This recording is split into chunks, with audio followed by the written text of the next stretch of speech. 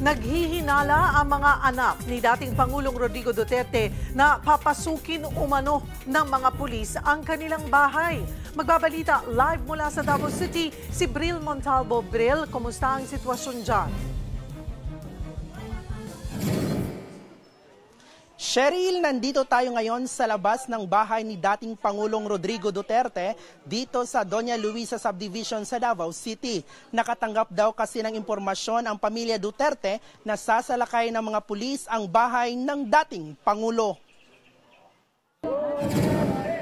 Pasado alas 10 kagabi, dumating si Davao City Mayor Baste Duterte sa bahay ng kanyang amang si dating Pangulong Rodrigo Duterte sa Doña Luisa Subdivision, Davao City.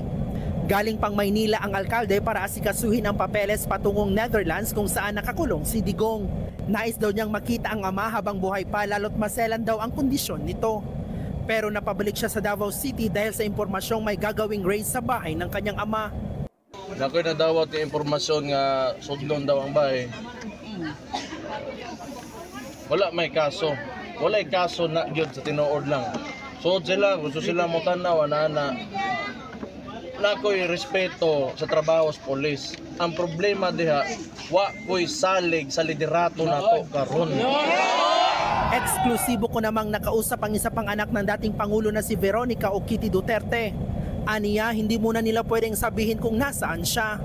Nagpapasalamat naman daw sila sa kanilang supporters. Pero paalala niya sa mga ito, pagbantay lang gyud ta, video hatanan mahitabo kay kana sila maro kaayo na sila, magtanom na sila og bisag unsa sa pagday. Magtanom basi tamnan daw og drug. Problema nga wala. So bantay lang gyud ta. Gusto daw nilang mabisita ang ama sa Netherlands pero wala pang schedule kung kailan. Huli raw niyang makausap ang ama ay mag-isa lang ito sa detention cell. Kaya umaasa silang may prison doctor na mag-aalaga rito. Maging ang kanyang inang si Hanelet Avancenia nahaharap umano sa kaso matapos umanong pukpukin ng cellphone ng isa pang pulis noong inaresto si Digong. Sabi ni Kitty, kukonsulta pa sila sa abogado kaugnay nito. Daghan pa man ang legal procedure, so magpasa pa na sila whatever unsa bay kailangan ipasa. So wala pa karon pero mag-consult mig lawyers. Nagsagawa naman ng prayer rally ang mga kapitbahay nila. Hiling nila maibalik na sa bansa ang dating Pangulo. Hindi raw nila iiwan ang bahay ni Digong at magdamag silang magbabantay. Dili na to gusto nga tanuman nila og bala ang atong presidente. Hirit pa nila sa administrasyon.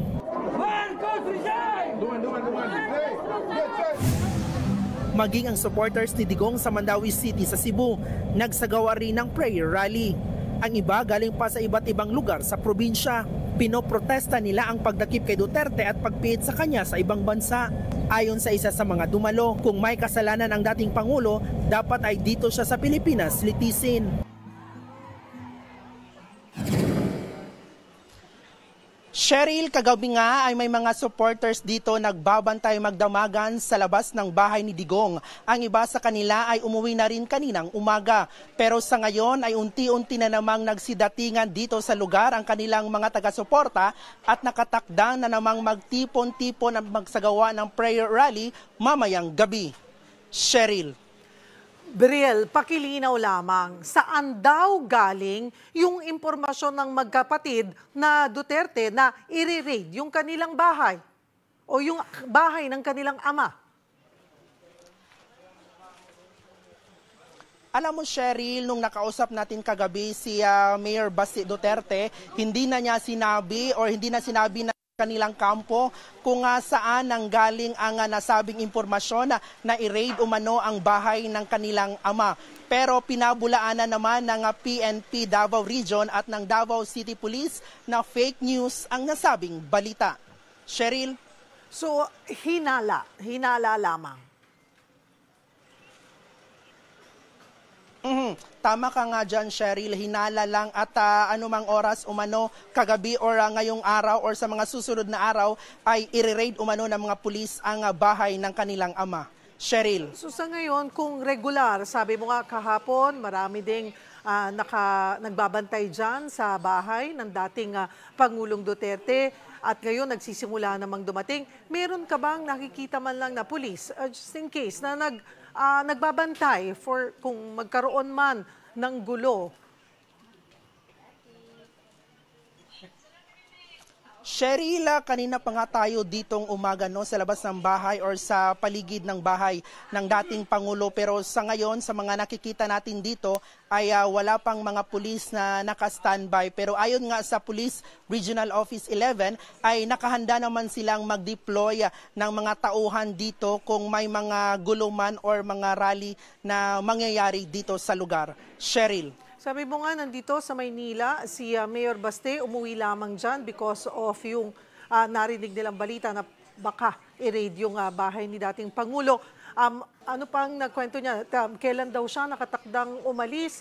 Magkasama ba sila ni Kitty na aalis?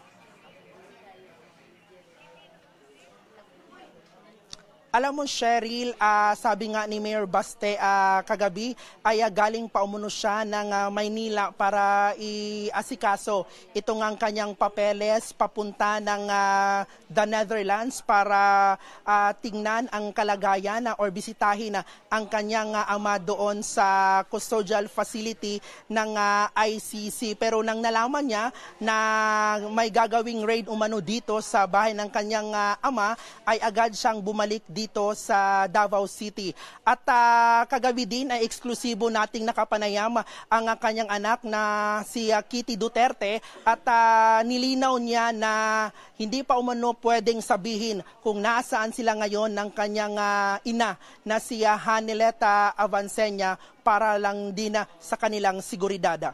Cheryl. So hindi na-mention at all kung nananatili lang sila dito sa Manila or nakabalik na ng Davao. Yes, tama ka nga dyan, Cheryl. Walang ibinigay na impormasyon na si Kitty Duterte kung saang eksaktong lokasyon ang kanilang kinaroroonan sa ngayon. Cheryl. Nabanggit mo, tama ba na nasabi niya na nakausap niya na ang kanyang ama? Yes, tama ka nga dyan, Cheryl. No? Sa huling pag-uusap nila ng kanyang amang si dating Pangulong Rodrigo Duterte, ang sabi niya ay mag-isa lang umano sa detention facility si Digong at wala umanong doktor at mga gwardya na nakaantabay sa kanya. Kaya ngayon, nangangamba ngayon si Kitty Duterte hinggil sa kalagayan ng katawan at health nga ni dating Pangulong Rodrigo Duterte. Cheryl. Wala na ba siyang ibang nabanggit kung ano pa na pag-usapan nila ng kanyang ama?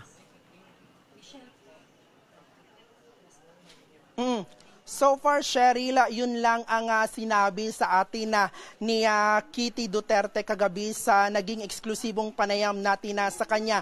At dagdag na rin na Cheryl no, na nakarating na umano sa kanyang ina na si Hanilet Avancenia ang itong posibilidad na sasampahan siya ng kasong direct assault ng PNP sa kanyang naging pagbato ng cellphone sa isang PNP SWAT member noong kasagsagan ng pag-aresto sa dating Pangulo. At ayon nga sa kanilang kampo ay kinukonsulta na nila ngayon ang kanilang mga abogado hinggil sa naturang kaso. Cheryl. Kailan daw inaasahan na susunod sila or bibisita sila kay dating Pangulong Duterte sa The Netherlands? Cheryl, ayon nga kay Kitty Duterte ay wala pang eksaktong date and time kung kailan sila susunod doon sa The Netherlands. Ang tanging sabi lang ni Kitty sa atin na kagabi ay hindi pa pwedeng sabihin kung saan eksakto ang kanilang kinaroroonan ngayon ng kanyang inang si Hanilet Avancenia. Cheryl. Sabi mo nga, because of security, bakit? May natatanggap ba sila na any threat?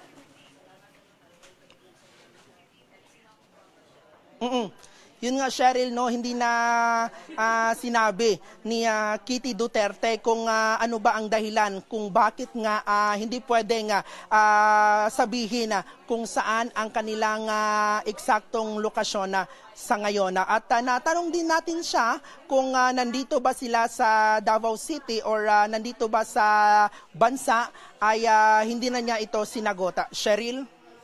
Maraming salamat, Bril Montalvo.